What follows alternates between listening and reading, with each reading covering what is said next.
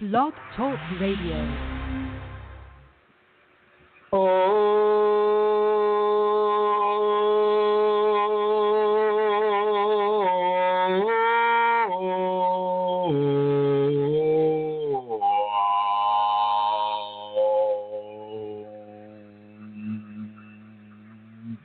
Hello, everyone. This is Chrism, and I'd like to welcome you to this program about your Kundalini awakening experiences. I'm just going to go ahead and dive in. First, though, I'd like to do a little bit of a sound check here, and if anybody in the chat room would let me know through typing if the sound is coming through. We have to do this at every show because sometimes Blog Talk Radio is having a bit of a challenge, and so I see that Blog Talk is kind of removing some people from the chat room. So I'm running out of people to give me a sound check here. Okay, sound is good. Thank you, Manisha. Thank you very much. Okay, so today, let's just dive right into it. Today, one of the topics I want to discuss today is about relationship. The Kundalini will bring you together with people who are, in a way, designed energetically, karmically, and genetically designed to suit the level of karma that you need to face in this lifetime.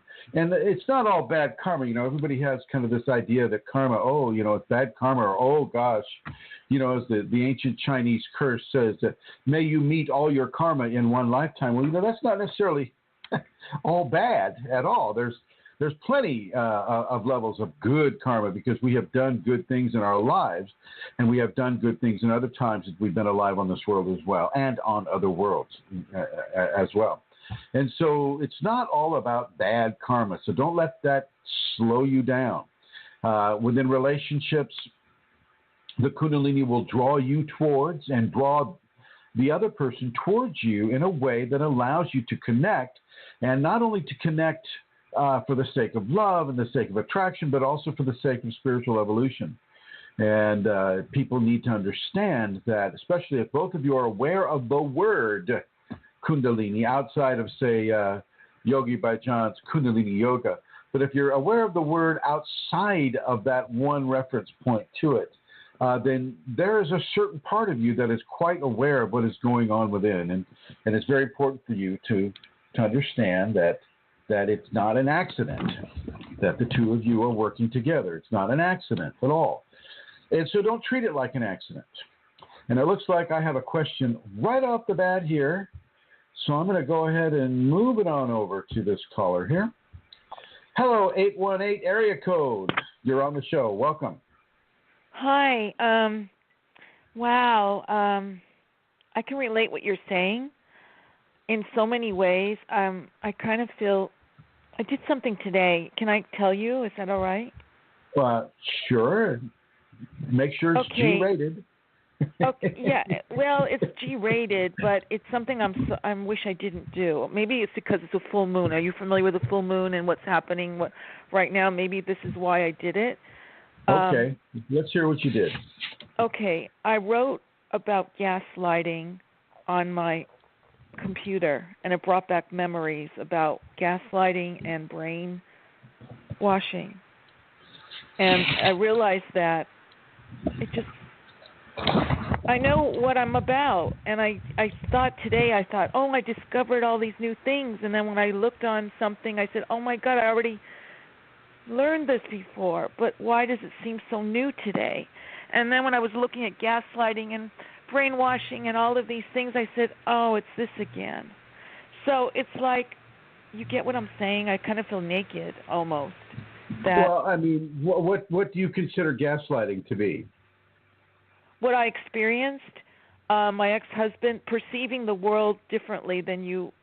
They do. Do you gaslighting? They do things to your brain. So your perception is different. You think you're going insane. They made a movie about it, and they moved things around, and my children were subjected to. You know who you are, right? I do, but see, today I thought I'm discovering new things, and it's like, how can I explain it to you? It's not new at all. It's like I've already wrote about it on a piece of paper. I already wrote it under a picture, but I was so excited that I finally was getting it. And then when I realized that, wait a minute, I just forgot that I forgot that I knew it. You get what I'm saying? Yeah. Sure, sometimes I'm we can just get getting so wrapped up emotionally into about it. I'm sorry. No, it's okay. Sometimes we can get wrapped up in a situation that kind of clogs up our personal awareness, and sometimes it takes a little bit of a jolt to get us back into that personal awareness. I never had personal awareness. I'm discovering personal awareness. Well, if you knew who you were, and if you remembered, what you just said you remembered, then you did have personal awareness. You just remembered an aspect of it that perhaps the drama and the programming may have made you unaware of. Okay. Right? I guess people say different ways of saying personal awareness, and my awareness of things are vibrations. Everything's vibrations. We're all vibrations, and I pick up vibrations and energy intuitively.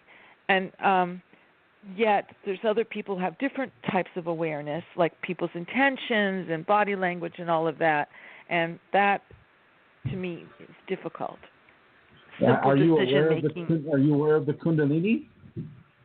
I believe I experienced it over on a telephone call with somebody, opened all my chakras, and you can explain to me what you feel is Kundalini. I thought I experienced, because when I explained to someone what I went through one time, she says, yes, that is Kundalini, and I wasn't the same person after that. My whole past was gone, and then this person started working on me regarding brainwashing, what he wanted me to learn. A fake guru. So, yeah. You don't need a big guru to work on you in order to have the Kundalini. Many people have it. It's, to me, to give it a sound bite, it's the divine at the base of your spine. And there are many ways that can be awakened, and it brings a level of mental clarity, but also a level of egoic mental confusion that can happen to a person as we're in an ego-infested society, and you're coming in with a clean egoic slate. Well, there can be some confusions associated with that. Oh, yes. Yes, definitely. And perhaps that might be partially what you're going through right now. I don't think I ever got rid of it. Once you get it, doesn't it stay with you, the Kundalini? No, you don't get rid of it. Oh, okay. And the awakening, that too, it stays with you. Once you've been awakened, those two things, they stay with you. They do. They stay with you permanently. And also, I have no filter. I was a premature baby who perceived the world anyway differently. So you get one person in tune to the universe, and the other part of me doesn't quite get it. So it's like, whoa. Were you happy with what the big guru was programming into you? What, I was happy? At the time, I was happy with him. Are you happy now? That was pretty. Today, I feel a little bit like, whoa, it happened again. So I am happy. I know my own truth now. He wasn't the only sociopath I've been involved with. I've been through many of them, but each time I'm learning more and more, and I'm getting stronger, which is good. It's just you're calling the big guru that helped you a sociopath? Oh yeah, he was a sociopath. He was a spiritual vampire. I see. You know about those? Yeah, I do. I'm sharing a little more than I was supposed to do with you. I'm sorry if I'm supposed to. Who's telling you how much to share? Most people would say go off the phone already because you're sharing too much. People get upset that when I speak my own truth. It's hard for someone to even understand it, that any of it, what goes through somebody. I wasn't this way. growing up. My dad said I lived in a dream world, meaning I didn't understand time and I thought everything was an illusion. And I never learned intuition or awareness or had boundaries. So I guess I was very naive in the world. And when I met a person I didn't know was a sociopath, my ex-husband, that started because I didn't understand intuition, my own gut feeling, my own body. I couldn't even understand why I was feeling that way. But that's just the journey I went through. And some people would say, oh, you had to go through this because your life was too good, so you had to experience pain. So people have said different things, and some of it I believe is truth. Other things I say, no, why did I have to experience pain? Children can learn by love. They don't have to experience by pain. Well, you also learn through pain, too. This is a world that incorporates painful teachings. But yes, unfortunately, yes. But do we have to go through it? And I guess you said fake guru. Yes. So it wasn't a real guru. It was a fake guru. Right? Yes. I see. But some of the teachings, the thing is, I realized today is that all the people I had that were twisted, I call them twisted, their life lessons they taught me, yes, I am corporate in my life, and I will remember it. And I don't have to remember how they did it to me and who they were. It's just remember what you were supposed to learn, the life lesson. Right. Do you think that you're kind of adopting a victim mentality? No, I don't. No. Oh, definitely not a victim. Oh, no. Because if I got something out of everything, I wasn't a victim. So I just learned my knowledge by experiencing things so I could share it with another person. No, I don't want to think. I don't want to think I'm a victim. I was drugged, and I lost my free will. So, but I don't think I don't like to say the word victim. I believe I'm a survivor of it, but not a victim. Oh, good. Oh, thank you. I'm sorry.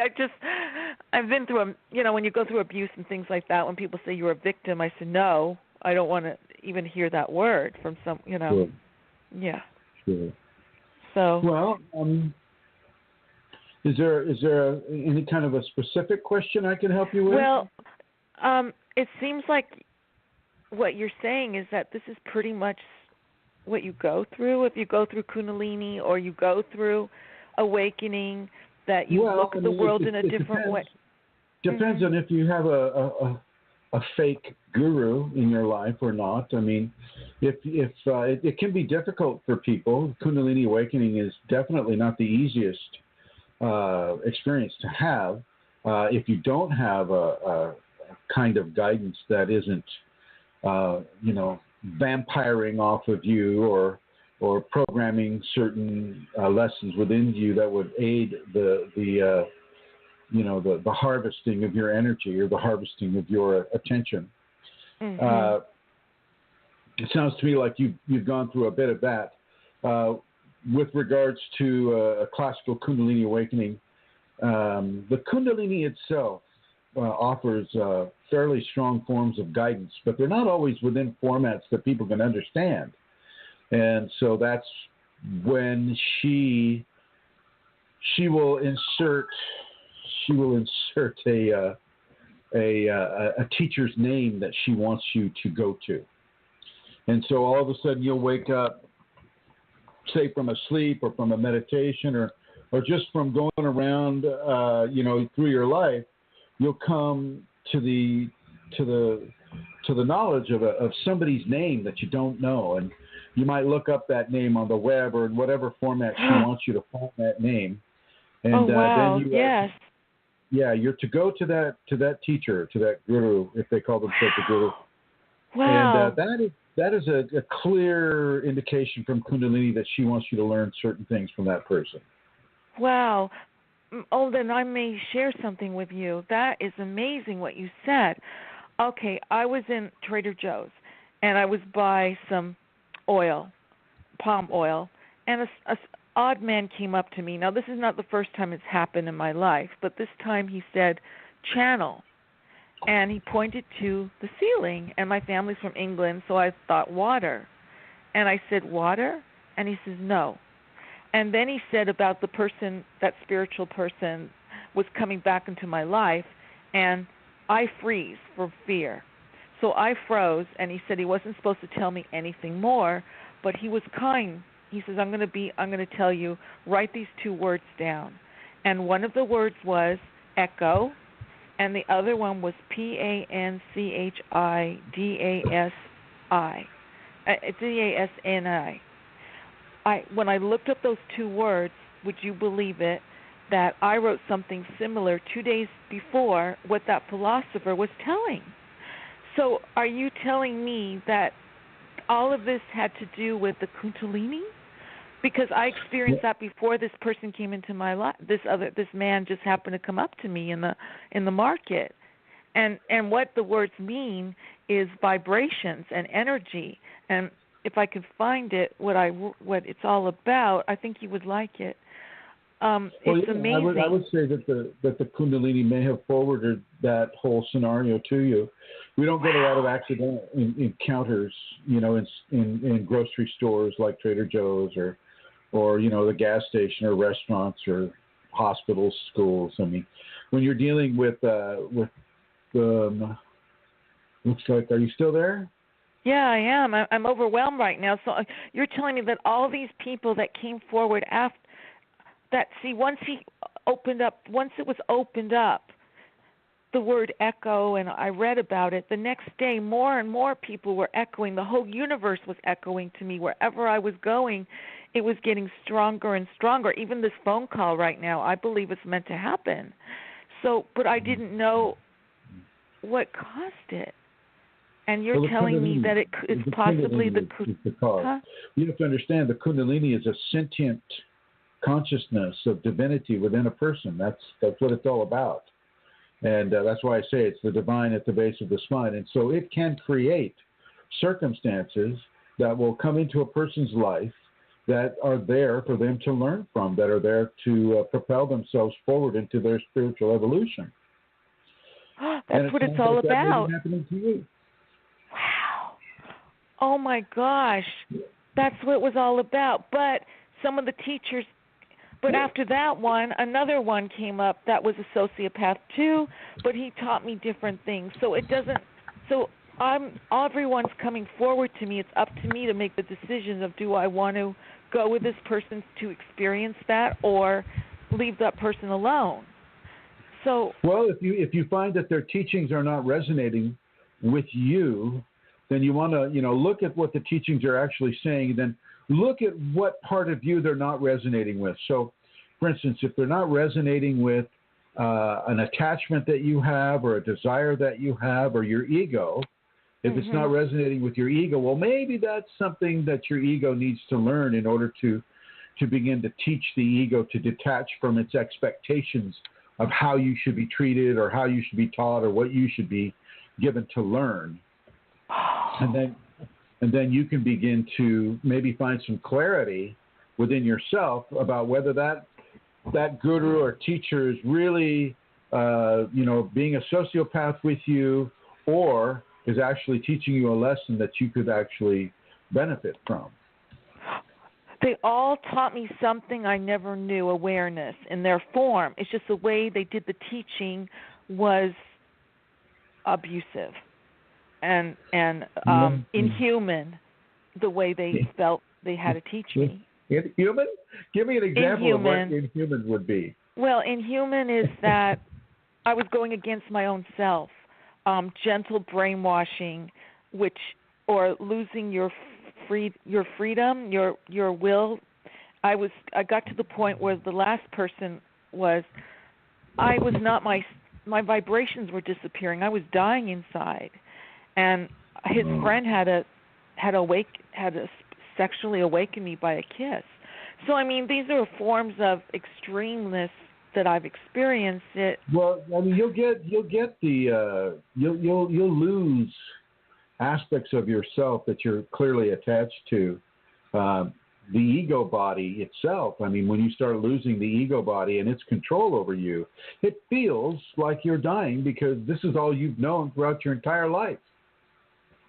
And so, when the ego starts to fade away, well, you think that your life is fading away, when in fact, what's being taken out is a major impediment to your spiritual divine awakening. You can't really embrace the divine and embrace the ego at the same time. You understand? Well, what I was feeling dying is that I am a highly sensitive person, and I thought this person was an empath. And I'm a feeling person, and it got to the point where I couldn't feel anything anymore in my own being, my own body. And I was getting depressed. I was feeling darkness, and I was feeling really toxic around this individual.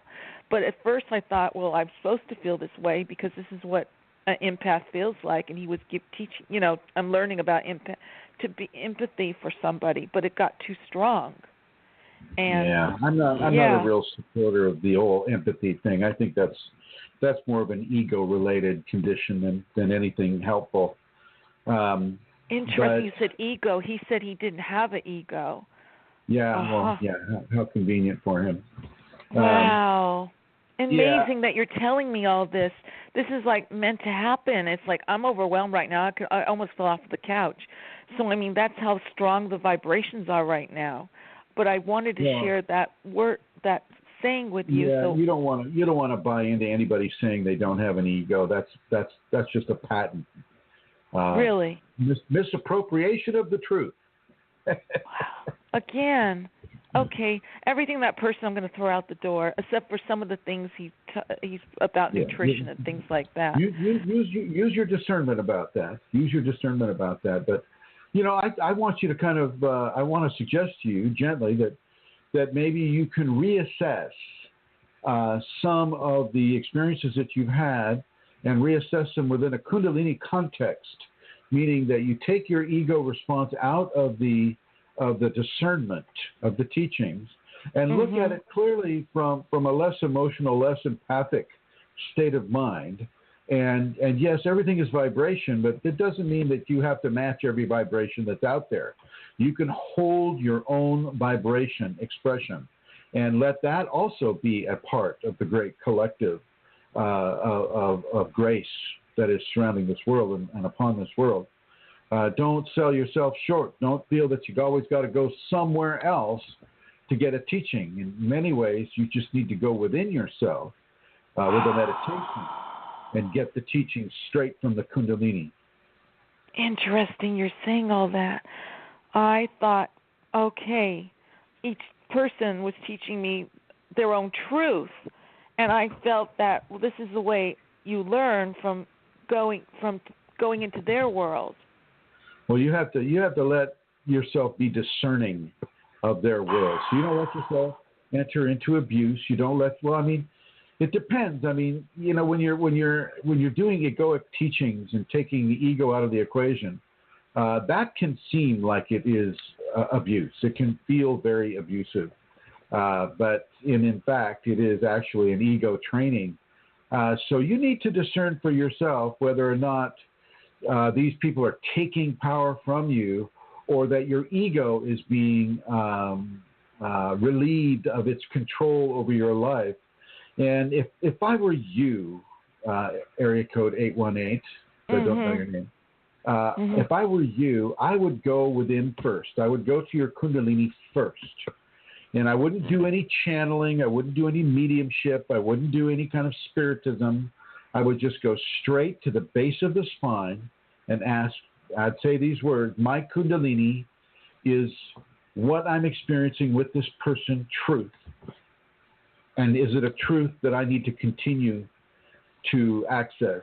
And if not, please let me know what I need to do. And then listen to the guidance you get. And remember, if you're guided to hurt somebody or steal from somebody or in any way impede another person's spiritual evolution, this would not be the Kundalini talking to you. This would be an entity, some sort of a dark spiritual entity that has been attached to you. Even that person who taught me the Kundalini, if he was dark, then that means that it wasn't truthful what he was doing. He just took that. He just wanted to use me. If his signature was dark and yet he still, activated your Kundalini, Your Kundalini is as pure as it gets, and so there's nothing that he can do can sully your Kundalini. But he opened it up. I mean, he brought it forth by opening all the chakras and all. He may have opened it up just to try to harvest it. But yes. You know what? I mean, the fact of the matter is your energy belongs to you, and it doesn't work for other people. Oh. So you have nobody can take anything from you. From a Kundalini basis. Well, draining you, meaning that they. Yeah, now I understand. Well, here, let me read this to you if you don't mind. I'm an energetic being. The frequency at which I vibrate informs every aspect of my life. When I share my love with others, what I vibrate out into the world, the universe echoes back to me. So. Okay, wait. Yes. This is basically a program. It is a program. This is a program that the individual is telling you what they do and inserting a cause and effect within their programming about what they say they do. This is not necessarily the truth. It's not. So, you don't necessarily need to buy into it. What? This is not. You don't necessarily need to buy into what that person is saying. Unless it's you that's saying it. Well, I kind of wrote something about it, which I believe we do echo from each other. And the person who wrote it was Panachedesai. But what you were saying to me... I don't know what that's... he's a philosopher. But what you were saying about the Kundalini, that you would be getting it from different forms. It will, someone will come, you'll like, what were you saying? Like, it will come towards you by different ways, through different people? Well, no. Maybe I misunderstood. Is inside you. The Kundalini is inside you. It's in the last three vertebrae of your tailbone. You always have the Kundalini. You don't have to get it from other people. You always. But don't they have to bring it out of you? No. No, you and your Kundalini will allow itself to be brought out from you. And so if you are guided by the Kundalini to meet a certain person, well, then it's the Kundalini that's guided you there, not that other person. I see. But didn't he open it up for me to bring it forth that night when he opened all the chakras and I went through that whole process? Yeah, no. He did not do that. No, he made you think that he did that. And he gave you some symptoms to make you think that he did that. But he did not do that. Yes, he gave me a symptom. Kundalini is not something that is like a rabbit in some magician's hat, and the magician sticks his hand in the hat and pulls the rabbit out by the ears. It's not that way. Oh. Kundalini is a divine source. It is the most powerful source and intellect and consciousness that humanity can even envision. And some guy is not just going to be able to pull your Kundalini out of the last three vertebrae of your tailbone just because he wants to. No. But I never felt that before. It's like a... Well, I mean, it was just new symptoms for you. Well, it was like an orgasm. I mean, such a strong force. Yeah, but he didn't do it. The Kundalini. If the Kundalini came up, then it's the Kundalini that did it. And the Kundalini just used perhaps his presence as a way for you to have a reference point for what was occurring and to validate it through that reference point.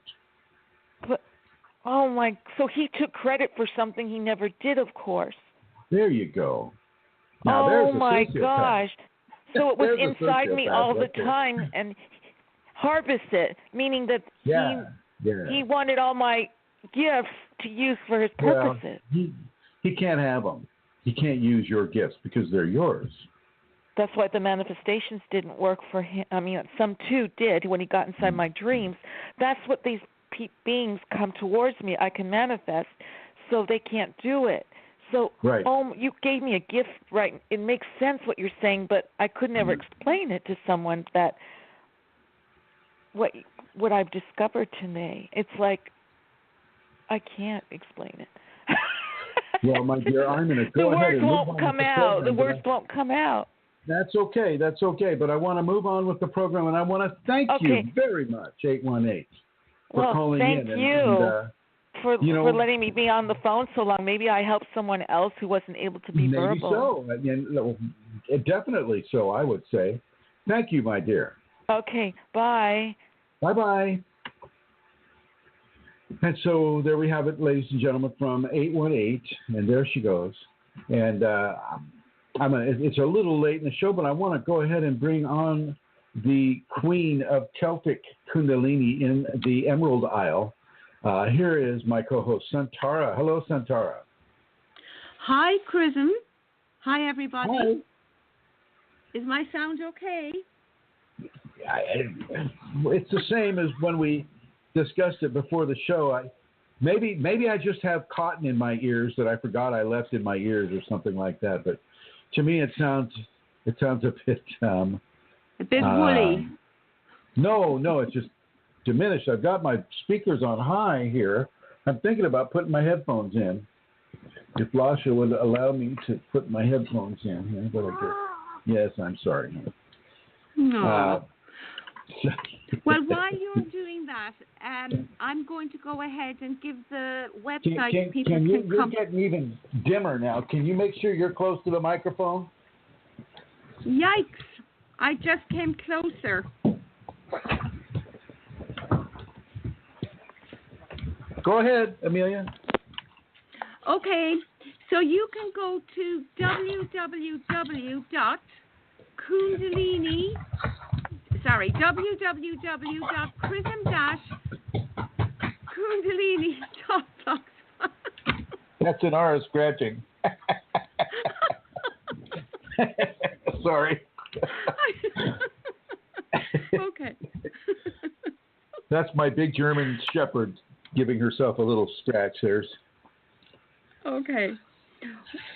Well, okay. So you can go to www.chrism-kundalini.blogspot.com or kundalinisafeties.com or kas1uk.com if you would like to make a donation. Stop it, Lenore. All right, I gotta put her in the back. Oh, she's so gorgeous. Come here, sweetheart. Come on. Let's go back. Okay, so while Chrism is doing that, those are the 3 websites you can go to, any one of those, if you would like to make a donation towards the work that Chrism does. There's donate buttons on each of those websites, and it is very easy to donate from any of them, really. All donations are very welcomed. So if you're in a position to do that and you want to help with this wonderful work that is being done for Kundalini people and from Kundalini, it would be very appreciated. And I think Chrism is back. I'm sort of back. Okay. Reaching for my headphones here so I can hear you. Okay. Just a second. I got to stick them in here. Tap dance. Okay, so another thing I'd like to share with you is if you are on the Facebook group, if you go over to Kundalini Awakening ! On the Facebook group, you will see Manish is after posting a link there where you can download Chrism's Kundalini Sacred Music. And this is a CD, or it's a download that offers 7 songs and chants and mantras given to Chrism by the Kundalini, the Shakti Kundalini. And also there's a wonderful discussion at the end of the download where Chrism talks about the safeties. And this is really worth having because I know from my own experience when I've listened to it, I hear new things each time. When I'm going through a particular thing in my process, well then what I need to hear jumps out at me. So it's really fantastic. So I would recommend everybody that's listening to go and get that download because as well as that, the Shakti Kundalini is upon Chrism's voice, and that is a very special thing as well. And you really need to experience that to know what I'm talking about. And if you go to Kundalini Awakening on Facebook, you will also see there's a post of, I think it was Julian posted one sample of Chrism singing How Beautiful Art Thou. And so it will give you a little taste of what that download is about. So I'd encourage all of you to do that. And the donation for that is just $9. And that goes towards supporting the work that Chrism does. So it's another way of donating. So thank you. Can Thank I you, stop? Chantal. Okay. You're welcome. Sounds like one of those public television stations asking for money. and we have this prize for you. I know, but I don't speak about that very often, and it's a very precious thing people can download. So I just, I'm enthusiastically encouraging people to go do that. They will be very glad they did. I know nobody who said, darn, I wish I hadn't got that CD. Oh my gosh! Well, thank you, You're welcome. Centaur. Thank you for that. And how has your week gone since we last spoke? This last show. My week has been wonderful, very interesting. I had been sick and unwell, and that, thanks be to God, has cleared up. My energy is back, and I went and I spent a lovely 2 days. Well, one day, one overnight, and most of today in Kerry. And that was a very short retreat that I had with my Kundalini, and it was very special. Very, very good for me. I needed to do that. So, yeah. So that's... Okay. All right. Well, congratulations. I'm happy that you're better. I know that you were suffering there for a while. So, I'm happy that has passed. Thanks be to God, yes, as you said. Thanks, and Kundalini. And just about my time in Kerry, Chrism, there was some really beautiful experience, some intense sadness and release and joy, and some confusion. But I feel, I'll get clarity with that in Kundalini time. And I did get actually some intense clarity on other issues as well. So did you treat Carrie nicely while you were inside her? I had a wonderful time in Kerry. I have a little bit of an issue going on with the woods, the Kundalini woods. That's intensely sad for me. I went down. Yeah, they're being.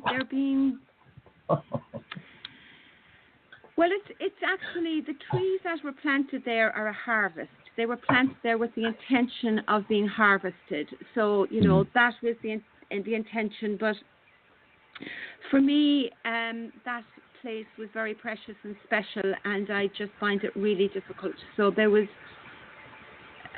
hard. Yes, indeed. But the bog is still there, and the bog is to me, the bog is the source of the force there in that area. Yes, the bog has been untouched all the time. I mean, even, it's 20 years since that wood was put in. And I remember 20 years ago I was upset because they were destroying so much of the natural habitat there. But the bog was in the center, and that's untouched. So, yes, you're right. That bog is still there. Doesn't that bog go back like 20, 30,000 years, right? Oh, it's ancient, way ancient, more than that, I would think. Right. So the bog really is the real. Yeah, that's the real magical spot there, I think. But I'm glad that you made it down to Kerry. I think you might want to take a little next time you're down there. You might want to take a sip of the waters from the crazy man's well. Just maybe a few teaspoons. Nothing at all. It might soothe you from the forest withdrawals. Yeah. No, that there's actually been some resolution for me, but it's interesting. It was a good time, Chrism, and it's good to have the opportunity to be on my own. I think we all need to do that at times. Well, especially with Kundalini, my dear. Yeah. Okay, well, I'm going to come on over to Rosemary here, and I'll keep you on the microphone there, Amelia. And I want to say hello, Rosemary. Hello, Chrism, and I want you to know that Joey is here sitting with me. The two of us are here, and we're heading to a meeting down in Burnsville at the place that we've been to. So we'll be connecting for a little bit and then back again in the car when we're on the road. The two that are one. Hello. Yes. 3 that are one, 4 that are one. All right. Well, hello, Joey. Hello, Rosemary. Rosemary, how has your week been going? I know that our last show about attachments hit you fairly strongly, and I'd like you to kind of bring people up to date on what has been happening with you with regards to your attachments. Well, it was the simplest expression that I've heard in these 5 years about almost like the structure of the ego. There were things that you were saying, and I said, oh, my goodness, it just makes a big leap for me. And there were things that mentally you could be attached to, like an opinion that you had. I'm picturing this little 5-year-old little girl. I was the second of turned out to be 6, and there was always a lot of help to do, and I've been doing that all my life. But some of that same whatever I said then was the judgment that I had about being needed and being helpful and taking care of things. All of that was this 4 or 5, whatever age I was, I made a judgment, and I've been attached to that judgment. And it's so early in life, but there's other stuff that's not so early, but whatever we're thinking about that, we really think it's real. And it influences us to today, my trying to sort out things that I'm working on, and I know the work that I have been doing always had to be helping people. That's part of it. And when you talked about it, I said, my goodness, I know how that all gets put in there. It's just a thought that a child has or an adult has, and we take it for real. And then it continues to stay attached to us. We stay attached to it, and we think of it as ourselves. So I've been just letting things flow around in my head, and it's very freeing. I haven't done extensively anything about it, but I just pay a close look. And I had, yesterday a good expression of words, and I think I maybe have said to you in a message, but I've forgotten now what it was. But I've been addicted to helping people, I could say. I've been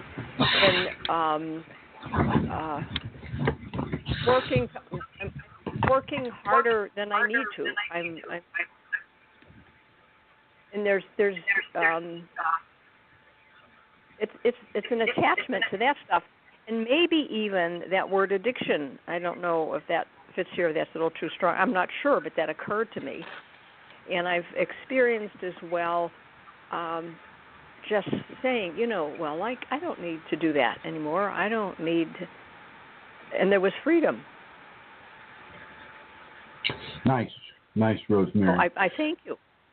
Well, no, and thank you for giving us an update on how the attachment scenario is going with you. Mm-hmm. And yeah, I mean, we gain attachments throughout our entire lifetime.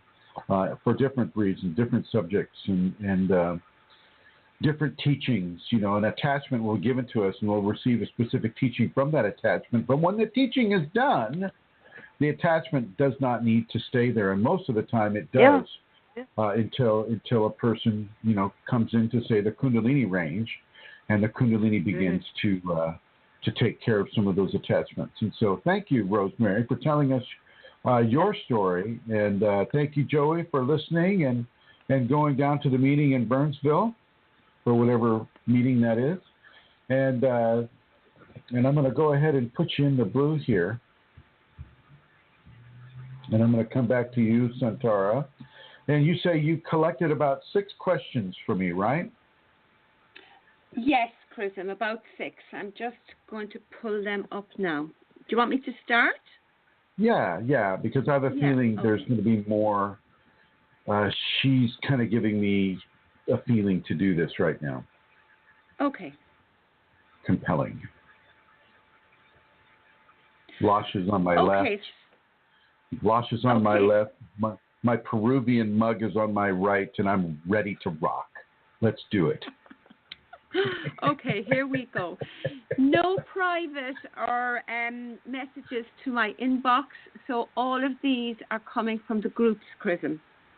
I remember a little while ago someone posted about the Kundalini being stuck in their head. What do you mean by that? Because I feel the same way. The vibrating, pulsating, brain shocks, pressure, and energy surges in my head are very intense and constant. They have been for years now. It really affects my life and makes me feel very disorientated. It is a very unpleasant way to live. What would be the reason why this would continue? Well, it's part of the whole evolution of being, you placed in the physical. You start out being in the physical, and then you're being merged with divinity. You're being merged into a divine construct. And in order for the physical organism to be merged into a metaphysical or a divine organism, certain levels of energetic transformation have to occur. And many of the symptoms of Kundalini awakening and activation are all about the physical organism becoming accustomed and acclimated to the higher energies that are coming in from a divine source. And so when we are being changed into a semi-divine physical organism, many levels of energetic transformation are going to occur. Some of the energies will be felt as shocks, like electrical shocks, and you'll feel them in your feet, and you'll feel them in your chakras, but you'll feel them in the minor chakras as well, the toe tips, the center of the foot, all the way up through the ankles and the knees and the hips, and then of course the 7 major chakras, but the elbows, the finger joints, and the fingertips, and the hand chakra in the center, all the way up through the wrist and the elbow, the shoulder, the neck, and then of course into the skull, and inside the skull, throughout the brain, there will be energetic currents that up to that point the person has not had to feel, and they will be of varying degrees of amplitude. And this can happen for years and years and years and years, depending on how much that person is resisting it. And even if you don't resist it and you're fully open to this experience, that can turn up the volume. That can turn up the volume of the transformation, and stronger forms of energy will be coming through. I have a gentleman that I've been working with for a number of years now, and he is on his 6th or 7th year of basically sitting on a 8,000 volt live wire. As the Kundalini comes into him, he surrenders to it, and he doesn't get in the way. He allows it. He doesn't try to sculpt his work life or his social life around it. He, on the other hand, surrenders to the Kundalini and allows it to do its will with him. And so he gets some majorly strong shocks and applications to his second chakra or his gut. You got to remember that the intestines in the human being is like a great condenser coil. It is very much an electrically or an energetically amplifying and generative area for the human being. It's not just about digesting your food like science thinks. It's all about taking energy, prana, from the food and amplifying that energy and amplifying to such a great degree that when the divine energy mixes into that extreme amplification from Kundalini, wow, boy, there is a huge level of shock that can be experienced. And I've had this too, and it can be actually quite frightening as you're launched. It can be terrifying because you don't realize, it's like, geez, I didn't know I was sitting on a power line, as you're being flung across the living room. but it feels that way. And this can happen over and over and over again, and other things too, like a direct impact upon the second chakra, which makes you feel like you're being punched in the stomach, things of that nature. These are all energetic transformations that are being given onto the person, and the person may just, oh my gosh, they might just lose hope. They might just lose hope. They've tried everything. They've gone online. They've gone to famous gurus. They've gone to infamous gurus. They've gone to every source that their ego mind can think of to try to stop this or control this, and they're just out of options, and they just kind of just give up, and it happens. And it can bring a person into a level of depression. It's very important that the person does not fall victim to that depression, because it's an extremely strong phenomena. It's much stronger than say a positional kriya or an emotional kriya. It's much stronger than that. It literally can throw you across the room. It threw me about 15 feet. If you can imagine that, if you can envision that, it scared the heck out of me. And at the time, I had no idea what was occurring. And there was also moving things around my perimeter, just heavy objects, incredibly tons. These things weigh tons. I was meditating on a driveway of a friend's place, and he had all this heavy equipment around me. He had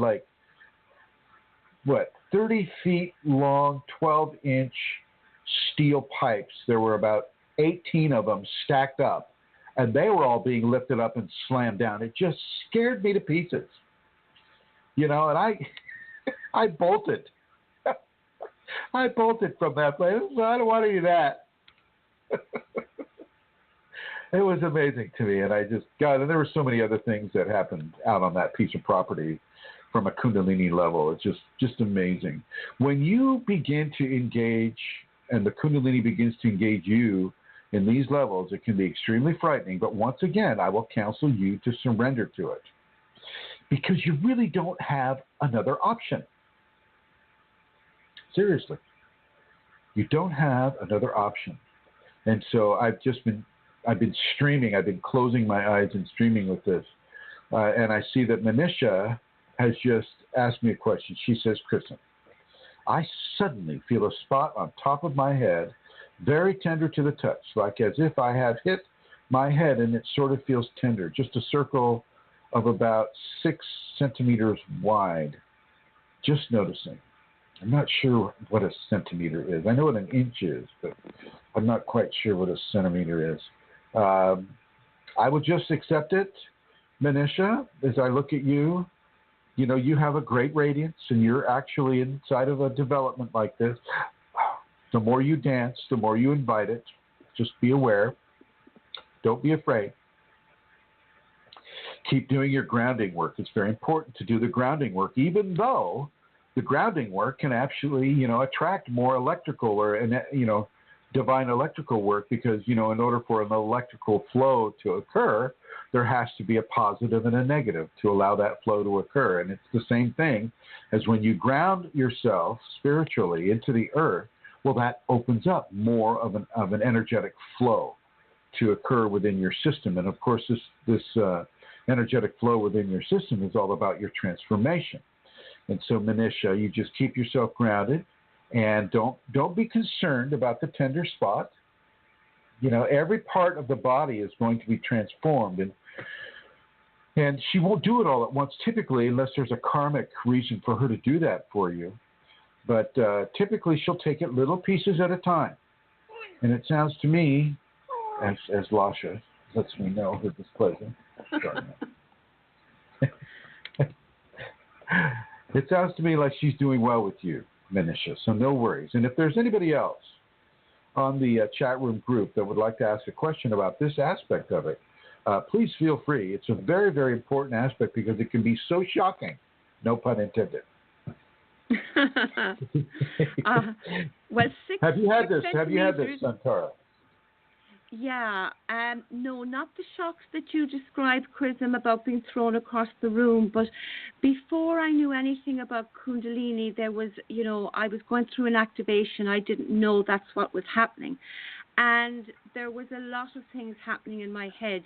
I had like electric needle stabbings and pulsations and that disorientation as well. And I thought I had a brain tumor, and I thought maybe. Well, I haven't wanted to say anything, Centaura.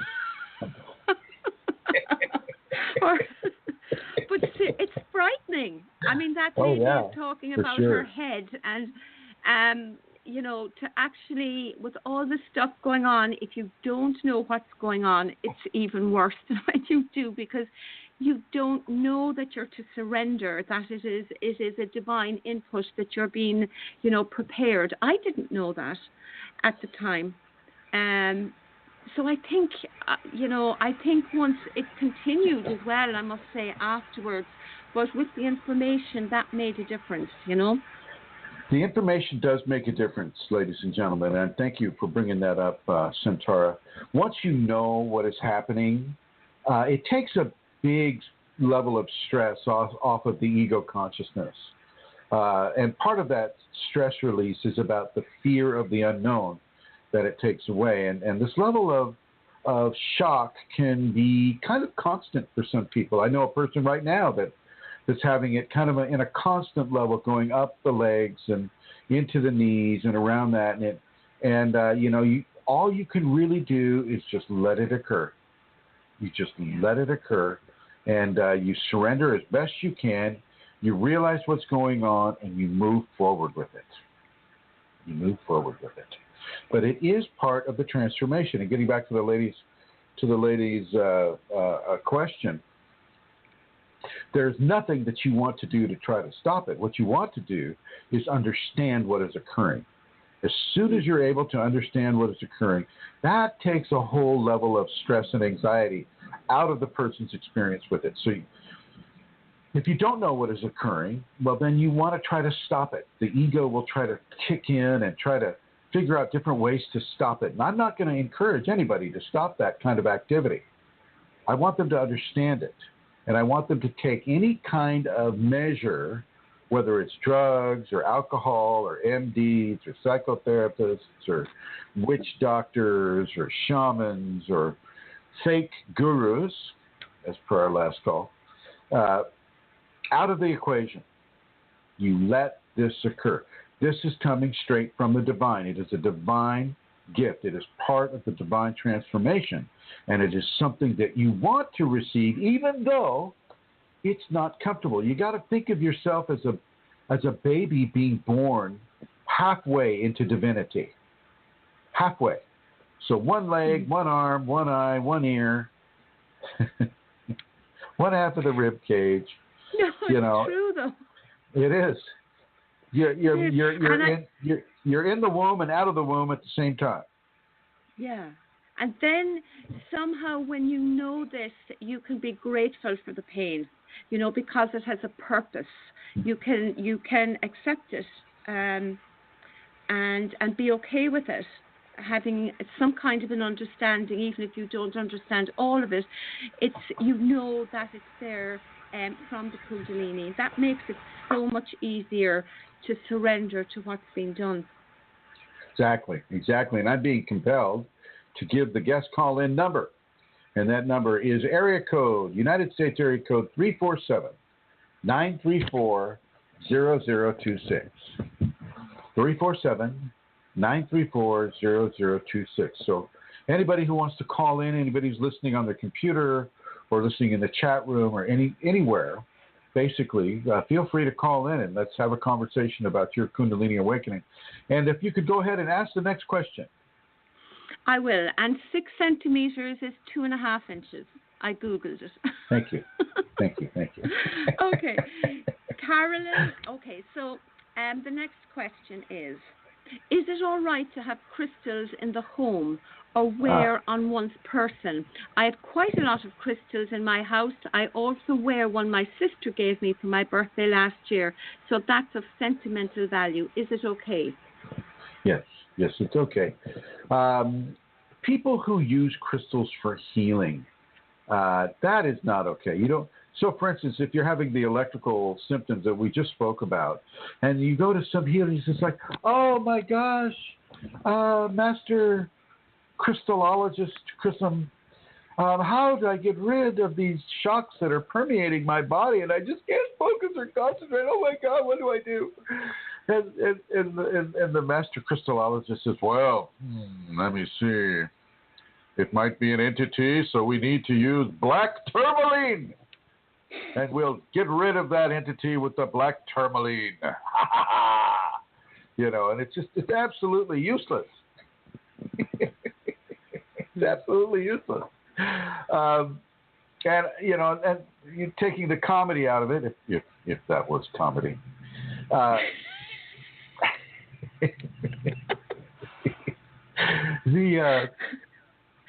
The crystals can actually amplify a problem.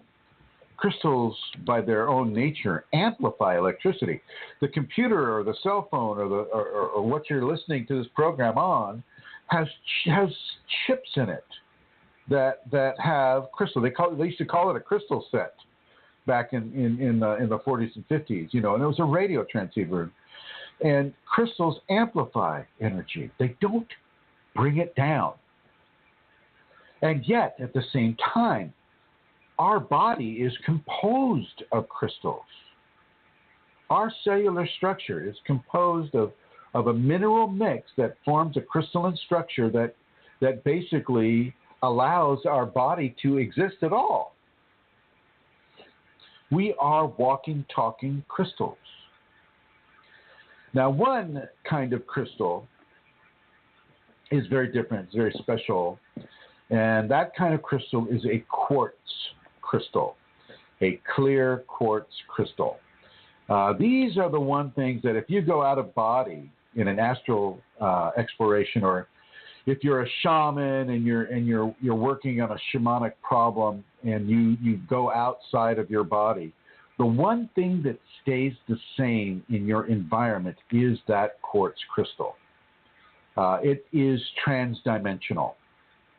And so a quartz crystal, being that, can serve as a point of reference for where you are. If you get lost outside of your body, like some people that are having that are in a coma, they kind of become lost outside of their body. Well, if they had a quartz crystal that they were familiar with, and that came with them as they went into the coma, well, that could give them an anchor, a way to stay around the body without getting lost from it.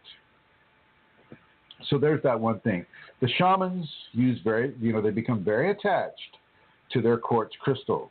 I have some quartz crystals that I picked up from John of Gods down in Brazil, and I feel very good. I feel very good when I handle them. It's very good energy, very positive. But I don't use them for healing. The only vector of healing that I use is the Kundalini, and I don't even get to use it. It uses me as a point of radiance, and it's the radiance that reaches into a person and gives them that healing. And sometimes, I'm allowed to participate in that healing, but it's a participation, not a controlling aspect.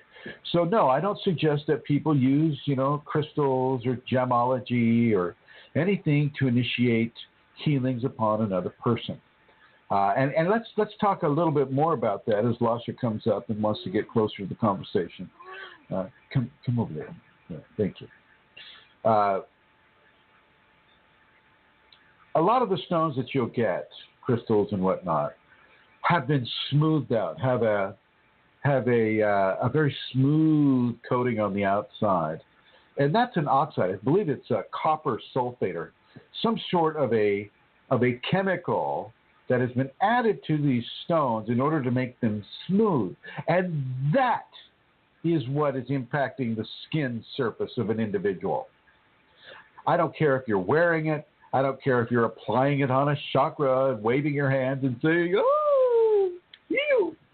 You know, I don't care what you're doing. I shouldn't have done that. I take that back. Oh. Because I used to do that.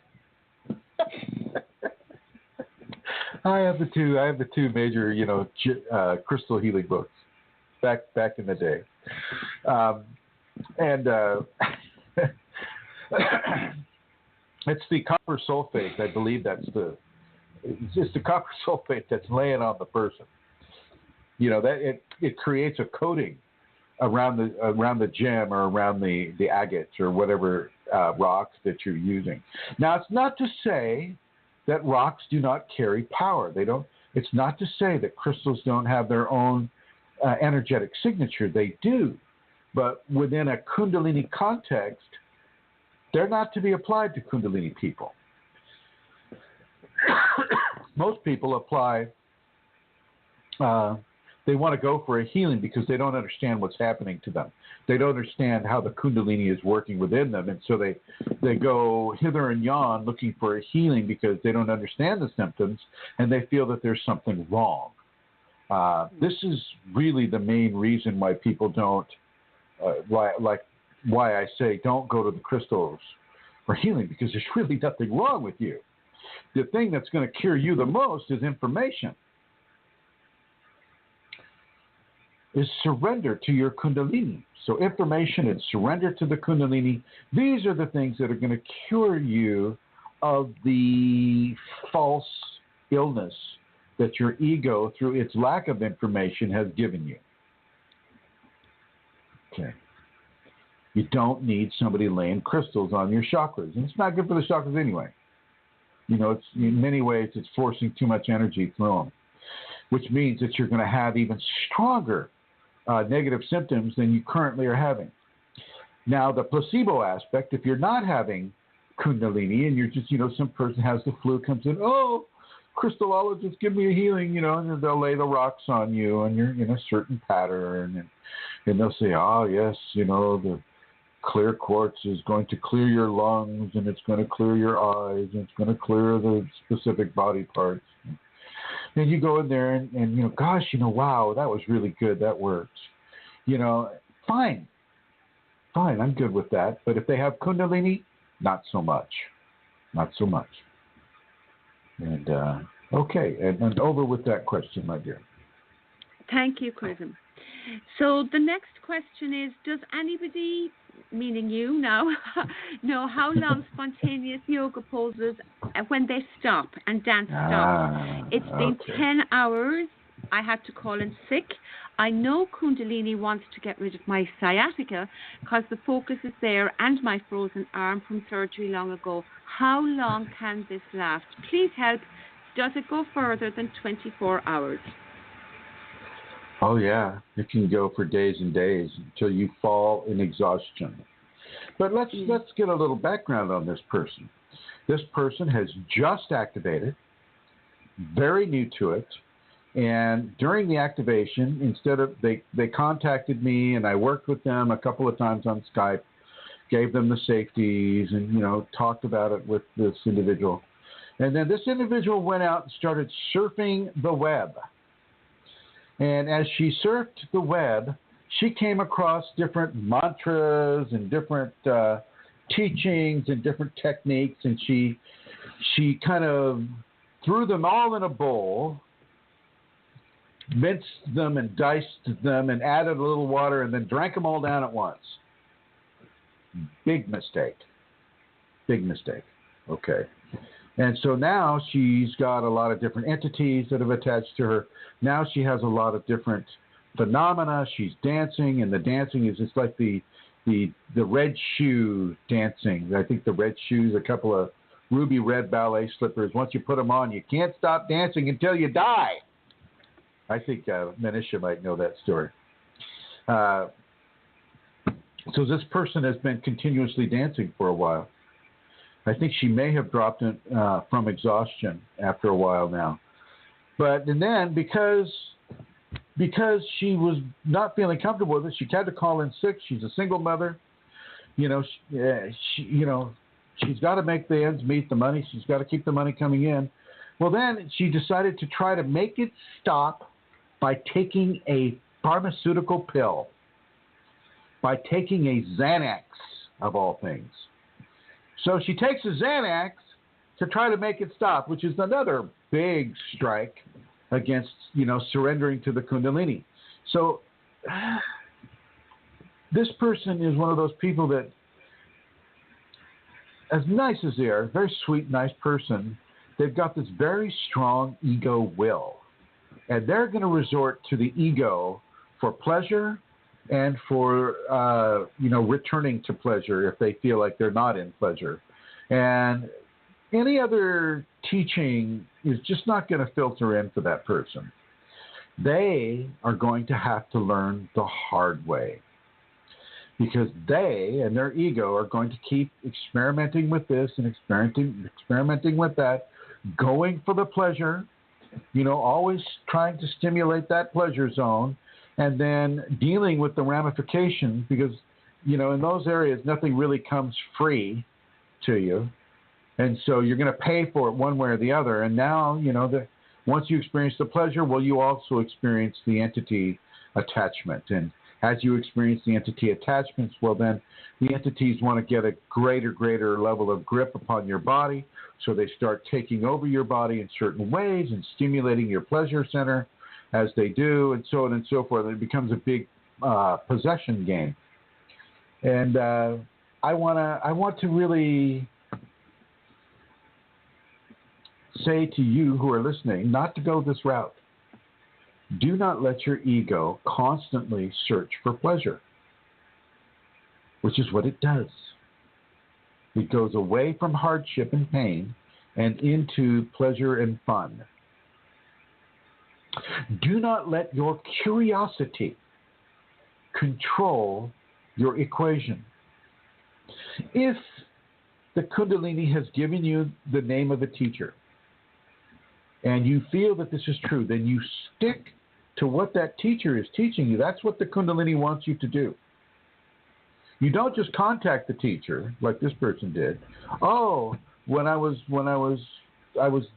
typing in something on Google to try to find a teacher, to try to find someone who knows about this, and all of a sudden the name Mitchell comes up, and then I go into Facebook, and oh my gosh, there you are, Chris Mitchell, and oh my gosh, so you're a teacher of Kundalini, and oh my gosh, this is what I'm happening, and oh my gosh, this is not an accident, and oh my gosh, here we go. You don't just ignore what that teacher is telling you and then go off onto your own into the internet and start practicing all these weird chants and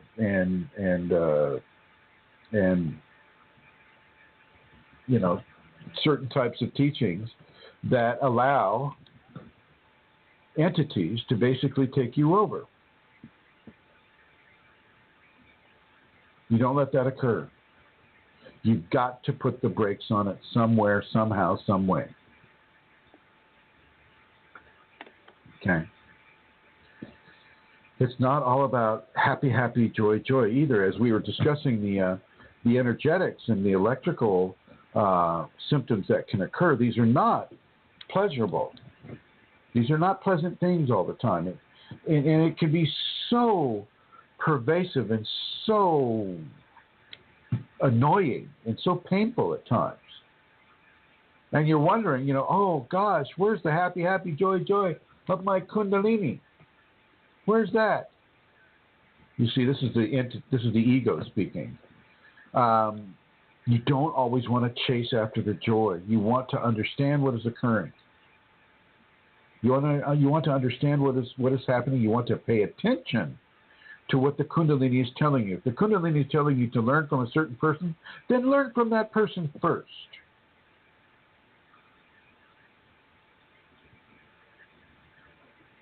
Anyway, so this person now is got the red shoes on, the Kundalini shoes, the Shakti shoes, and she's dancing around, and maybe she's still dancing. Maybe she hasn't dropped from exhaustion yet, but, she's going to pay the piper now.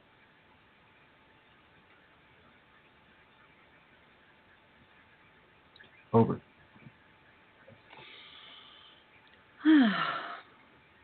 Okay. Next question. Big sigh. That was a big sigh. Well, no, that was very intense.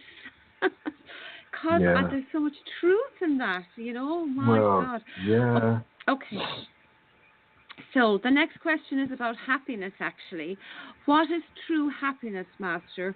What does one feel when one is truly happy? Happiness. Well, some parts of happiness is beyond words, but some aspects of it. Let me see what I wrote here. I don't want to misspeak.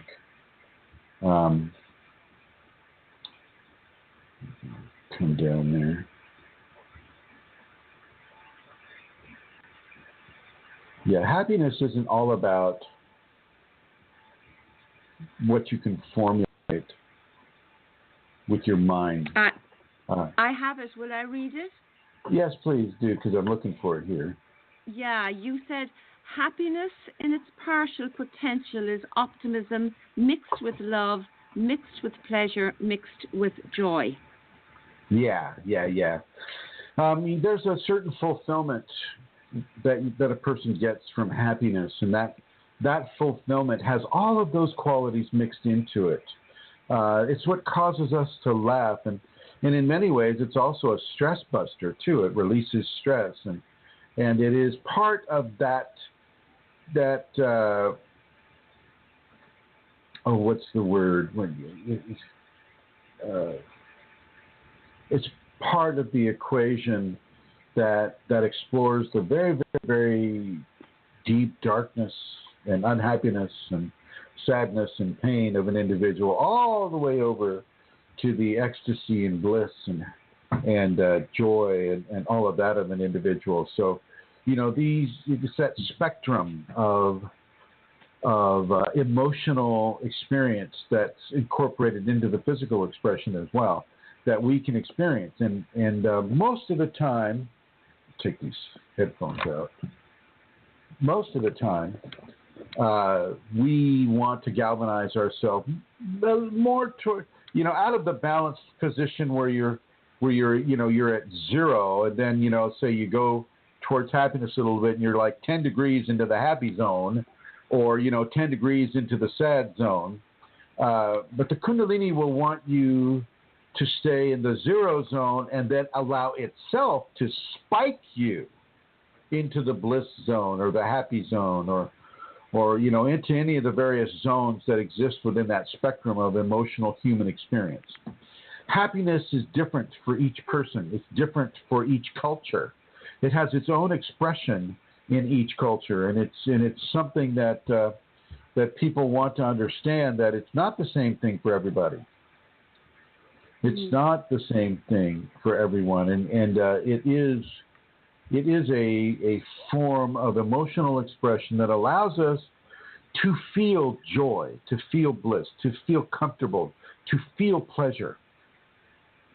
And of course, it's one of the main targeted areas, just for those reasons, of the ego. The ego always wants to be happy. It never wants to be sad. That's why I suggest that when people are trying to move the ego out of their system, well, they employ pain. Because the ego will always run from pain. Okay. And so, with what is happiness? Happiness, you can also say happiness is a psychological state that is tilted towards pleasure, the receipt of pleasure and the searching for pleasure, all in the same thing. And you've gone into the pleasure zone when you're in happiness. And that, it's such an intangible and yet tangible, because we all have the capacity to feel happy. Do we all feel happy in the same way? When we meet somebody and they do something bad to us, and we turn around and we get instant revenge on them, and we feel so complete. Ha ha ha! Gotcha! Is that happiness? Is that a happy quality? Did we just feel joy at the infliction of a of a revenge motivation on another person? Was that happiness? Did that give us pleasure? Is that true happiness? Can we have true happiness in inflicting pain and hurt on other people? You see, this is a different area of discussion when we're talking about happiness. Some people will say, yeah, absolutely. Donald Trump, he would say, absolutely, I feel happy when I get them back and give them 10 times worse than what they gave me. That's kind of a quote from him. Spiritually speaking, no. That is a detriment to our development. That is a detriment to our soul. That is a false pleasure, eliciting false happiness.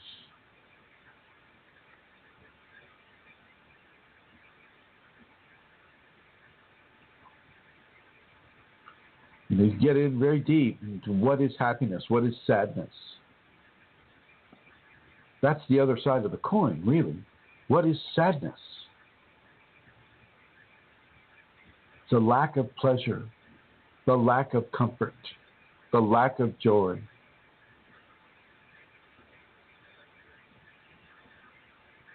And yet it is as important as happiness. You must have the reference point for sadness to enjoy happiness, and the reference point for happiness to enjoy sadness.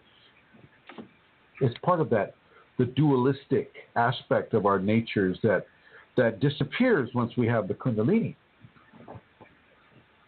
Once we have the Kundalini, we are happy and sad at the same time. And we're actually moving out of the dualistic pleasure zone at the same time that we're staying in it. Once again, we're halfway out of the womb and halfway not out of the womb. We are semi-divine. Half of us is divine. Half of us is still earthbound.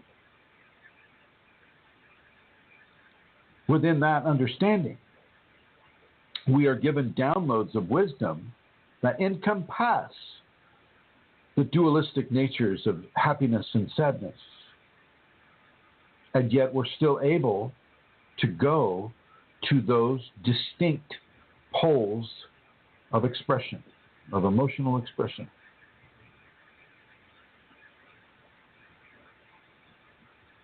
Anyway, I'll end it right there. Over. Thank you, Chrism. The next question.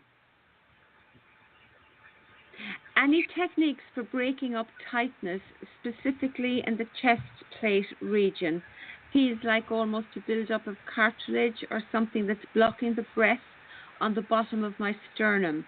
I've been practicing the Shaktipat and 5 Tibetans, but I'm wondering if there's any heart chakra specific exercise I can do to open the chest. Thank you. The person's making an erroneous assumption that it's his heart chakra that needs work. First of all, if it's below the sternum, we're talking about the 3rd chakra, not the 4th chakra. Second of all, in many people, there is something called a xiphoid complex that is there right at the base of the sternum. Okay. Thirdly, if you are practicing the safeties and you're doing your forgiveness work, your tolerance work, your patience work, your service work, if you're doing that work, if you're doing the 5 Tibetans, and if you're doing all of these things in the safeties, then you're encouraging a greater flow of Kundalini coming up your spine. And as you encourage that greater flow of Kundalini coming up your spine, you are indeed incurring a certain level of Kriya activity. And one of those Kriyas is a tightening of the muscles below the sternum. It's called a bandha in Sanskrit. And it's a lock. And in one of these bandha locks that comes as a Kriya, the diaphragm will be tucked under the rib cage. And this is what is beginning to occur for this individual. He is experiencing a bandha lock that is beginning to tuck the diaphragm under the rib cage. And it will do this automatically. And this person would be smart to surrender to that lock, surrender to that condition, rather than erroneously allowing his ego to run rampant in what it thinks is going on, which is, of course, not really what is going on. This is a typical ego response based on not enough information. Over. That's fabulous. Thank you, Chrism. I'm experiencing a lot of vertigo and my body temperature alternates between hot and quite cool. Is this part of the Kundalini awakening process? I hope it's just a phase. It's really uncomfortable. Well, here we go. Once again, we're dealing with Kundalini symptoms that are not pleasure, that are not absolute sadness. But we're talking about a person that is experiencing temperature variations, and they don't know why. And this creates that fear of the unknown within the individual. And yes, these are Kundalini symptoms.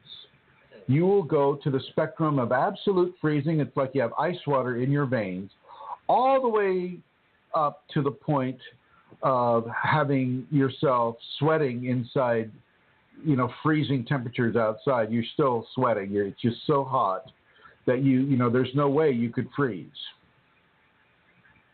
which is kind of what I find myself most of the time. You'll go back and forth with these temperature variations, and they'll rove. They'll go to different areas of the body.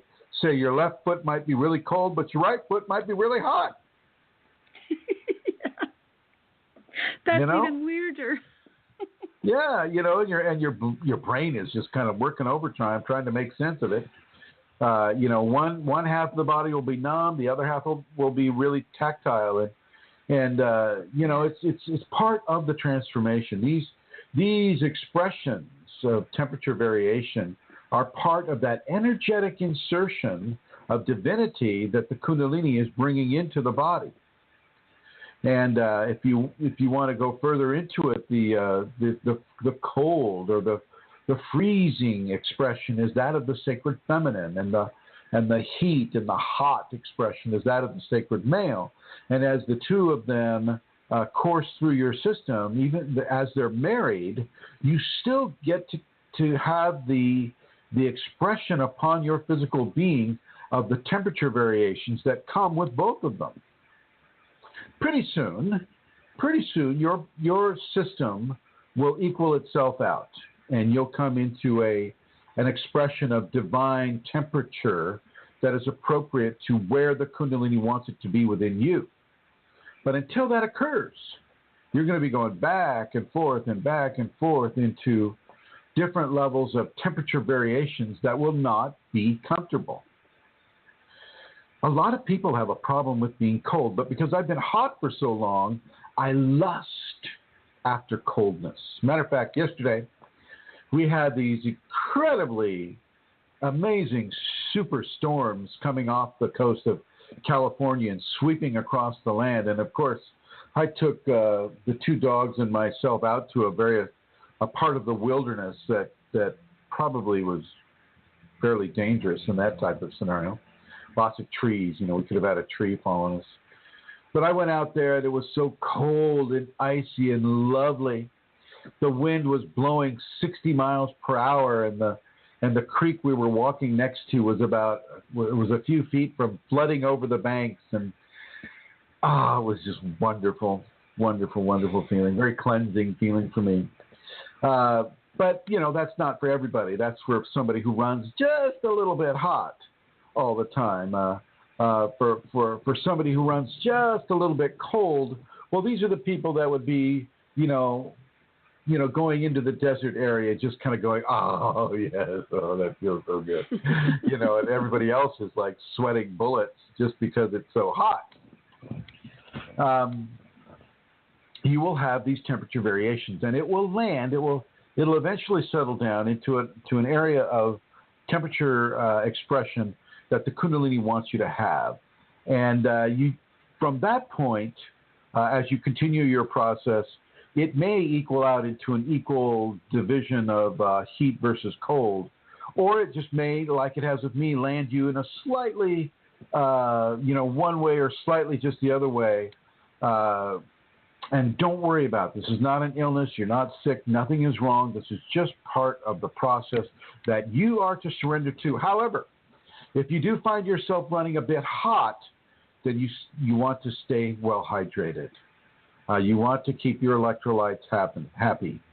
Electrolytes are like a mineral supplement, or you can get colloidal minerals here in the States. I don't know about Ireland or the EU or Asia or India or Africa or Australia or Japan or any of the other places in the world. But I know here in the States you can get colloidal minerals in a liquid, and you can just like give a eyedropper full of that into a glass of water, and you can just drink it, and it works very well. Otherwise, you can have coconut water or coconut milk, or otherwise you can have watermelon. It's great for cooling you down too if you're running a little bit hot.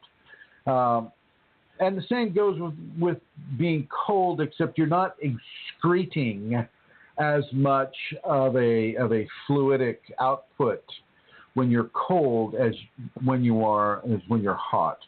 And when you're cold, you just kind of want to make sure, wear a jacket, maybe do some layers that you wouldn't normally do on a beautiful spring day. But, kind of give yourself a level of balance that is helpful, for people that are running just a little bit more into the sacred feminine than in the sacred male. You're not taking away the heat. You're not taking away the cold. You're just kind of giving your ego a little bit of balance within it in order to understand it. Now, when I was walking through that storm yesterday, at about this time actually, I would have preferred to have just ripped all my clothes off and walked through that in the nude completely, that way. That would have been perfect for me. Not being a good-looking woman, not being, able to be, shall we say, molested or hurt in those types of ways that do happen for the sacred feminine among us. But also, not wanting to be arrested, or not that there was one guy with a couple of dogs was running back at me. I could have done it, but I felt it was probably best not to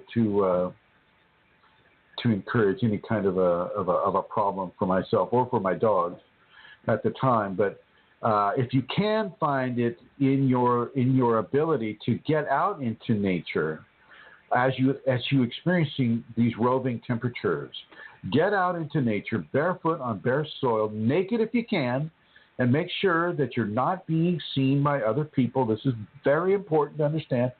No, very few people are interested in nudist colonies, and usually that's got a sexual orientation anyway. I'm talking about being natural in nature without a sexual stimulative reasoning. I'm talking about being natural in nature as a communion with the sacred male and sacred feminine within you, and its mirror image outside of you. So if you can do that, I think it would be highly, highly beneficial to you and to the roving temperatures, because it has being natural in nature that way has a way of balancing a person outside of the energetics that are attached to clothing and the people who made the clothing, outside of societal expectations, outside of societal programming.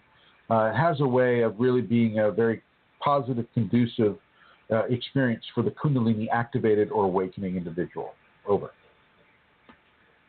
Thank you, Chrism. This is a question based on something on the groups. I'm not reading directly, but if a Kundalini person is giving up cigarettes, is it best if they don't get a nicotine patch or nicotine gums? How do they approach giving up cigarettes? Well, the actual force of the addiction is the nicotine. The smoking is just basically a vector of nicotine infusion. And so when you're replacing smoking with a patch, well, you're still addicted to the nicotine. You're just using a different vector of infusion. The best way within a Kundalini context is to ask your Kundalini to help you stop smoking cold turkey. Just stop it. Stop it. And have the personal discipline to allow that to occur. If you need something to do with your fingers, then do it with carrot sticks or celery sticks.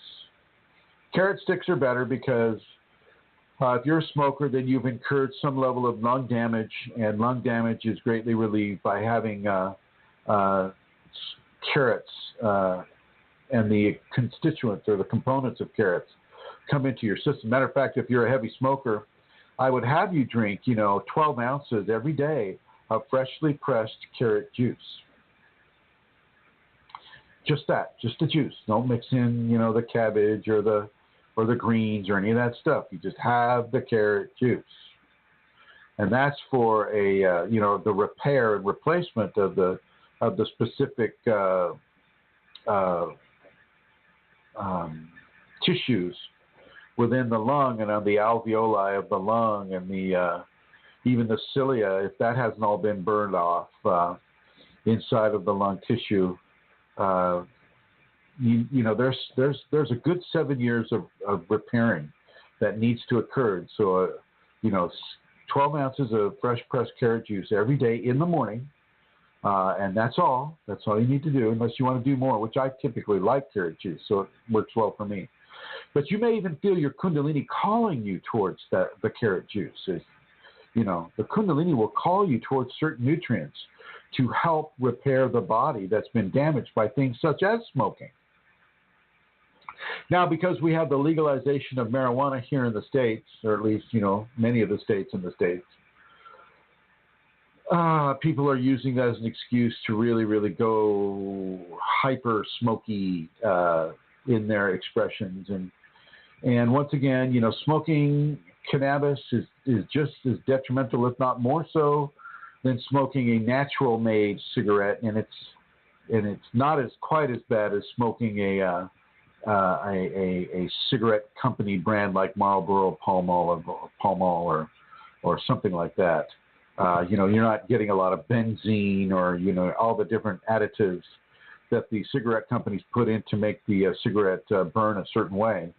But you are still getting tars, and you're still getting the nicotine addiction, and you're still pumping a bunch of ash into your alveoli and your lung tissue. And so once again, you're not helping things at all. And I know a lot of people are going to say, well, I'm a practicing shaman and I have this really good relationship with tobacco, and I just love to smoke the tobacco because I have this really good relationship with tobacco because I'm a shaman.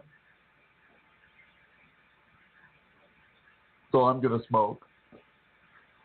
And I say, hey, if this is your religious thing, if this is what you're doing to smoke, or this is your religious purification. I know that in the ayahuasca ceremonies, they do a lot of smoking of natural tobacco leaf, and there is indeed an entity that is associated with natural tobacco leaf, and they do it for levels of purging.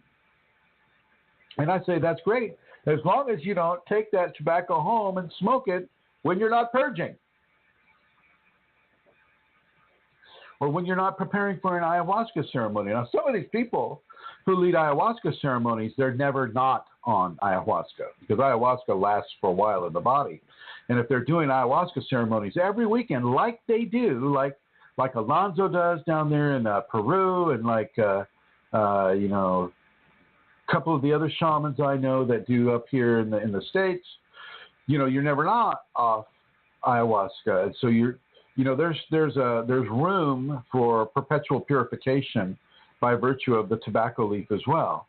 And I would definitely encourage those people to drink as much carrot juice a day as they can in order to offset some of the liabilities that an overindulgence of a specific herb or drug or purification unit can incur upon the body. With regards to the answer of the person on the group, though, Amelia, talk to the Kundalini first and foremost. Have a conversation with the Kundalini. Make an agreement with the Kundalini, and let her teach you how not to fall victim to your own egoic desires to fulfill addictions. Over.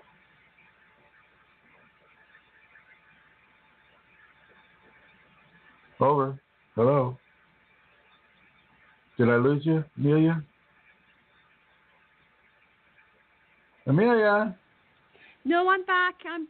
I somebody was on the phone. I spoke to them and forgot to put myself in the red. Yeah. Okay, I was asleep. Couldn't you take care of that before the show? I mean, come on. So, yeah, that's the end of the questions, Chrism. They're done. They're finished. Thank you. All right. Well, thank you. Thank you for asking them, and thank you for collecting them. And I'm happy to hear that you are over your illness, and that but you're not in Cary, right? No, I'm back home in Youghal again now. Yeah. The next time you go to Cary, even though it's winter time, I want you to go swimming in the ocean all the way under. Hold your breath and stay under for a good 20 seconds, okay? Okay, will do. All the way under. Do. Yeah, right. When I was living in Kerry, you would have instructed me along those lines, and yeah, I certainly will. The other night, actually, well, anyway, never mind. Pass. Go on. I want to let people know where they can also explore some of the information that comes from the Kundalini as it expresses itself through myself, and that is on YouTube. Go to YouTube in the search window. You put Chrism.Kundalini, and that will come up to a little over 300 videos that have been made regarding specifically the Kundalini. We have groups on the Yahoo network, Kundalini Awakening Systems 1 at Yahoo Groups, and Kundalini Healing at Yahoo Groups. We also have Kundalini Virgins at Yahoo Group, and that's kind of self-explanatory. We have Kundalini Awakening Systems 1 Tantra on the Yahoo Groups network. We also have groups on the Facebook network, Kundalini Awakening ! Kundalini Awakening Systems 2, Kundalini Awakening Systems 3, Kundalini People. We have the Kundalini Radiance Community. We have a private group so that nobody can read your posts. That would be Kundalini Awakening Systems 1 on the Facebook network, and you'll have to friend me in order to get on that, or friend Santara, because she's also an administrator over there. We have a group on Google Plus, Kundalini Awakening ! We also have a group on LinkedIn, which would be Kundalini Awakening Systems 1 at LinkedIn. And we have a website. Some of the blog spot, I think Amelia touched on at the beginning of the show, so I won't repeat that. But we also have Kundalini Awakening Systems 1.com that has a lot of the writings on it. We have KAS1UK.com, and that's got some of the more recent writings on it. And if you want to explore the Kundalini Awakening safety protocols, I would suggest that you go to Kundalini Safeties on the internet, and this is put up by Vincent, and that gives you a nice little tutorial around the safety protocols. I want to let you know that I will be in Brazil at John of God's probably on the 18th. I'll be leaving. I'll be flying out here on the 18th down to Brazil. And I'll be. I probably won't be able to do the show, Amelia. I might be able to. Okay. Let's not cancel it yet, but yeah, I'll probably be able to do the show on Wednesday there. But for any of you that are down in the Brazil area, I would like to welcome you. We can have a nice conversation outside of the Casa de Dominación, and I look forward to reacquainting myself with João Teixeira de Faria, which is the real name of the guy that's called John of God. And we'll see how things go with Vincent. Vincent has been on this program. If you go into some of the past archive programs, Vincent's the guy that had the very, very, very strong entity attacks and possession.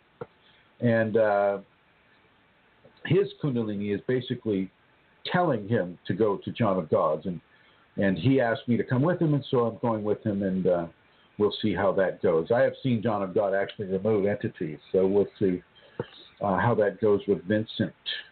And I want to keep us, we got 15 minutes, so if there is anybody in the chat room or somewhere else that would like to ask a question, I'm going to leave it open for a little bit. I'll be tap dancing here for a little bit here with regards to staying afloat here. I can't tap dance as well as Santara does. She does really, really, really excellent tap dancing. I get practice, you see. I have a question for you then, Chrism. Maybe can you? What you got? It's sort of touching on some of the things you've already spoken about, but it's to do with painful kriyas.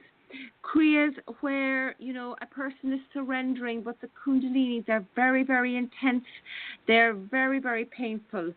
Can you talk a little bit about that? Why is that? Why are they so painful? Say, around what the Kundalini is doing with a person's neck, or their head, or that? Well, it's kind of like the analogy I would use would be putting brand new socks on your feet the very first time. The foot would be the divine. Your face would be the sock. The sock is forced to stretch in ways that it has never stretched before. And so is your face also forced to stretch in ways that it has never stretched before, in such broad, like when the face is given huge expressions. Like you don't just open your mouth, you open your mouth to the utmost extent that your mouth can possibly open. Your nostrils flare so wide, you will never believe how wide your nostrils can flare. And let me tell you, I have seen Santara's nostrils flare. I just could not believe it. If she had been in a high wind, she would have been taken away. Taken off. It's true, though. You haven't seen them, though. But my God, Chrism, isn't it amazing what the nostrils do? I mean, how they can increase the circumference, and you're there and you're going and it's getting bigger and bigger, and then it's rock solid. That whole that whole area. the whole area. Yeah. And it is rock solid, and my gosh, if you ever wanted to pick your nose, that would be the time. And also, I know, and also then while the nostril is so big, the air moves in it all by itself. I mean, you're breathing. The air just move in and out through one nostril. It's incredible. It's amazing, and it's all because the Ida and the Pingala, these incredible rivers of Kundalini that go from the base of the spine all the way up into the face, but they terminate about 1/8 of an inch inside the upper lip of each nostril, and it's that river of grace that is really causing that nostril to hyper flare. And you got to understand that the eyes are chakras. The third eye is a chakra. There's a chakra right below your nose. Right, it's like the little divot on your lip there, right under the septum of the nose. I guess that would be called that. There's a little divot there. There's a chakra there. There's a chakra going straight down over the lower lip, right under the lower lip. There's a chakra there. There are chakras on the cheekbones. There are chakras around the ears. The 2 temples are chakras as well. There's chakras going above the third eye all the way up into the crown chakra. I mean, the face is just loaded with chakras. And when the Kundalini comes upon you and starts to stretch your face, well, it's also stretching and igniting and infusing those chakra systems as well. So when your face stretches, you just let it stretch. You let the nostrils flare. You let every aspect of your face be stretched, twisted, contorted. These are all facial kriyas, and they all must happen. You will make some of the happiest faces you've ever made in your life. You'll make some of the scariest faces you've ever had in your life. If you have small children, make sure you go to the bathroom before you do it. They won't understand. All right, ladies and gentlemen, I have been tap dancing. It looks like Andrew Lucariello is typing, but he was typing before, so I don't know if he's typing us or typing somebody else. But I have another question then, connected to good. that Go as ahead. well. It's got to do again with the group. I'm just remembering. As well as having these kriyas, a person was experiencing toning, and I've had that as well, where this amazing sound comes out of here, and it's so loud. And that's a kriya as well, isn't it, Chrism? Are we talking about coming out of the mouth? Yeah. All right. Was. I missed that, obviously. One would be a kriya, the other would. Okay. The toning isn't. The sounds are not kriyas? Yeah, toning. I mean, you can have laughter kriyas. You can have screaming kriyas. You can have like you say, toning kriyas. You can hear tones that other people don't hear. This would be kind of like an audiological type of kriya. Now, as far as ear stretching, I have not heard of the ear stretching, like the outside area of the ear, but I know that the inner area of the ear can be very, very manipulated. You can have the hearing completely cut off with the one ear, and you can subsequently hear some very low tones or very high tones. It's almost like something is covering up your entire left ear and just giving you these frequencies all at once, and then it slowly fades away, and then the other one can, the same thing can happen on the other side. And so the Kundalini will definitely work within the audio channels as well. And Are Andrew, hot water feelings? Sorry. Say again? Hot water. It can feel like there's hot water in your ear as well.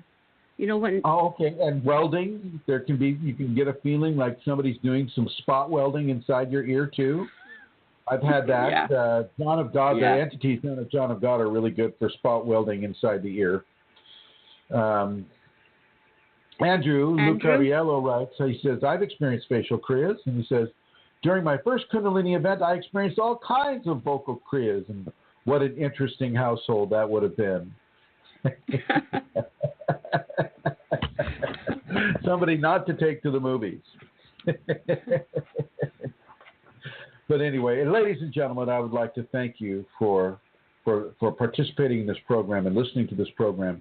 And I would like to give my eternal thanks to Amelia Santara. And do you have last words at all, Amelia? No last words. Just thank you very much, Chrism. Thank you to all the listeners, our caller. And we might see you next week. We'll check out during the week. You let us know, yeah? Yeah. Well, definitely. Okay. I think it will be doable. I have to be at the airport at 4 a.m. So that'll be interesting. That means I'll probably have to leave here at 10 p.m. and then just kind of hang out at the airport for a long time. Okay. But I think the show next week is going on. And I'd like to thank everybody for participating. I will end the show as we began the show. And thank you once again, everybody, for listening. And for everybody that's listening in the archives, hello, and thank you for listening in the archives. Here we go. Ah.